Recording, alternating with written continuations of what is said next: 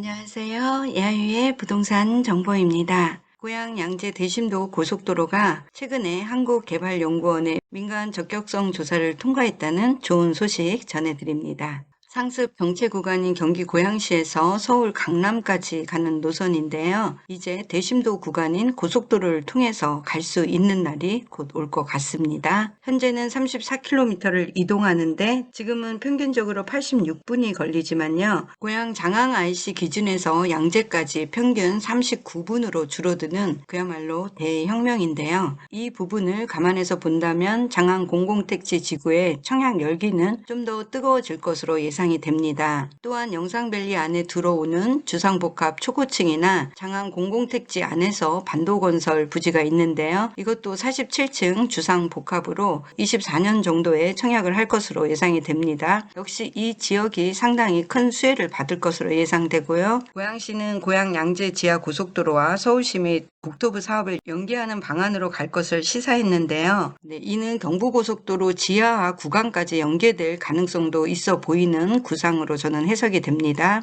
일산 장항 IC 기준으로 자차를 이용 시 이 강남 한복판까지 들어가는데 출근 시간 기준으로 무려 1시간 40분이 걸리는 지옥 출근길이 앞으로는 해소된다는 점에서 상당히 반가운 소식입니다. 일산 기준으로 1시간 40분 안에 강남까지 들어가는 것은 평균적인 시간입니다.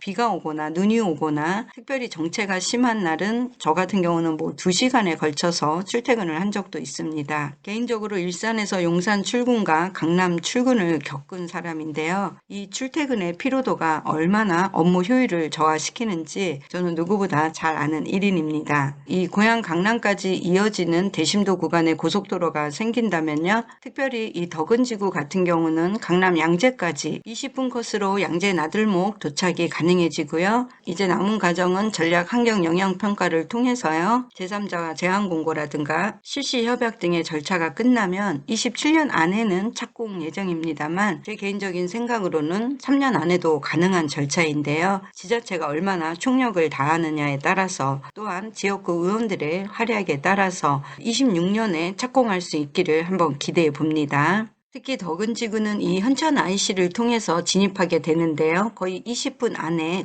양재 나들목까지 도착이 가능해질 것으로 보이고요. 올해 안에 대곡 소사선이 개통을 하고 GTX A 노선이 내년에 또 개통을 하면 고양시의 교통 환경은 획기적으로 개선될 것이고요. 특히 대곡 소사선의 개통은 정말 우여곡절 끝에 23년 6월 30일 개통 일시가 고시된 만큼 이 노선의 파급 효과는 정말 엄청난 시너지가 예상이 됩니다. 대곡 소사선은 제가 1년 전에 유튜브에서 여러 번 말씀을 드린 내용이기도 한데요. 이 내용은 제가 별도의 영상을 다시 준비해서 업로드할 예정이고요. 개통 시 주변 시세에 영향을 줄 수 있기 때문에 대곡역 주변으로 전세나 매매를 준비하시는 분들은요. 2월, 3월이 이미 하락한 시세의 저점 매수 타이밍일 듯 싶으니까요. 한번 고려해 보시는 것도 저는 개인적으로 추천을 드립니다. 많은 분들이 더 내려갈 것 같은 불안감에 이미 바닥을 찍은 매물을 보고도 잡지 못하는 경우가 상당히 많이 있습니다. 아무래도 폭락장과 하락장 모두를 겪은 경험이 없거나 시장의 거래량 감지가 늦거나 또는 부동산을 잘 모르실 경우에는 흔히들 있을 수 있는 일인데요. 그래서 정말 부동산 공부는 필요해 보이고요. 제가 여기서 잠깐 말씀드리자면 2월 거래량은 1월보다는 상당히 늘어날 것으로 저는 개인적으로 예상을 합니다. 이미 실소유자 및 투자자들이 바닥을 친 매물들을 잡고 있는 지역들이 곳곳에서 포착되고 있기 때문인데요. 저점 매수 타이밍 보시는 분들은 지금 부지런히 발품을 좀 팔으셔야 되는 시점인 것 같습니다. 고양시는 또한 경제자유구역 추가 지정에 후보지를 냈고요. 고양시가 선정될 경우에는요. 이 JDS 지구의 추진 전략이라든가 투자 유치 방안, 경제적 파급 효과가 대단히 클 것이기 때문에요. 이제 고양시는 명실상부한 자족도시의 기능을 계속해서 업데이트 해나가는 중으로 보입니다. JDS 지구가 경제자유구역이 된다면 정말 획기적인 시너지 효과가 일어날 것으로 기대하고요. 이 경기도에 있는 자유경제구역은 총량이 2천만 평입니다. 총량이 2천만 평이기 때문에 고양시도 이를 고려해서 JDS 지역 내에 800만 평 규모로 신청한 것으로 해석이 되니까요. JDS 지역에 토지 투자하실 때는 유념해서 토지 투자하시고요. 이미 이곳의 토지 투자는 작년, 재작년에 손바닥 후바뀜이 엄청나게 많이 됐습니다. 제가 지인들에게도 많이 추천한 토지이기도 한데요. 이 JDS 지구는 제가 고양시 도시기본계획 2035에서 가장 핵심적인 사항으로 언급해 드렸던 지역이고요. 고양시는 현재 배정된 공장 물량이 없기 때문에요. 이 규제 해소도 필요해서 지난번 말씀드린 것처럼 이 감일 억제 권역에서 벗어나는 수도권 정비법 개정안을 하루속히 좀 진행했으면 좋을 것 같고요. 이 역시 시의회나 지역구 국회의원들의 법 개정을 기대해 봅니다. 현재 일산 테크노밸리나 킨텍스 제3전시장 또는 고양 방송 영상밸리 아레나 공연장도 내년에 개장 예정이기 때문에요. 장안 공공택지 지구의 아파트 청약이나 일산 테크노밸리의 지식산업센터 등은 필히 눈여겨보셔야 할 지역입니다.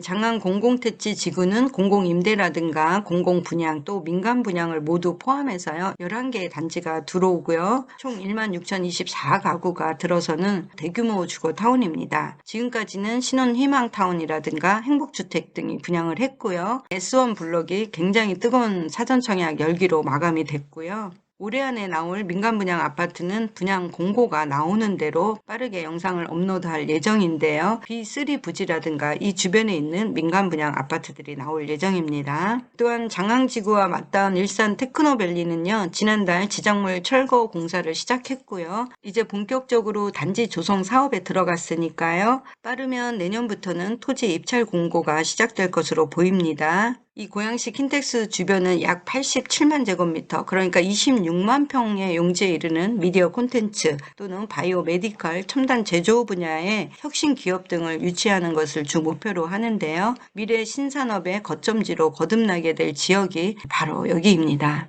고양시 자료에 따르면 지금까지 열린 투자 설명회에서요. 약 250여 개의 기업이 입주 의사를 밝힌 것으로 확인이 되었고요. 고양시는 전체적으로 이를 하나로 묶어서 연계성을 강화한다는 계획이니까요. 고용 유발 시너지가 날 것으로 예상이 되니까요. 결코 작은 규모가 아닙니다. 이 킨텍스 3 전시장도 국내 최대 규모의 전시장과 한국을 대표하는 마이스 산업 중심지로 성장할 수 있을 것 같습니다. 킨텍스 마이스 산업과 막강한 시너지를 낼 수 있는 이 한류월드 K 콘텐츠의 세계적인 규모죠. 6만석 규모의 아레나 공연장도 24년 개장 예정이고요. 이 안에 들어오는 초고층 49층이 예상이 됩니다만 이 주상복합 건물 안에는요. 쇼핑몰이라든가 호텔이라든가 레지던스 오피스텔 등 엄청난 게 지금 준비되고 있습니다. 이제 경제자유구역 지정을 앞두고 있는 고양시의 GTX A 노선 개통과 또 대심도 고속도로의 사업은 이 일산 테크노밸리라든가 한류월드 사업에 엄청나게 시너지를 가져올 것이고요. 일자리 창출 프로젝트와 더불어서요. 자족 기능이 강화된 정말 고양 특례시 108만 인구의 화력을 보여줄 것을 기대해 봅니다. 오늘 영상 시청해 주셔서 감사합니다.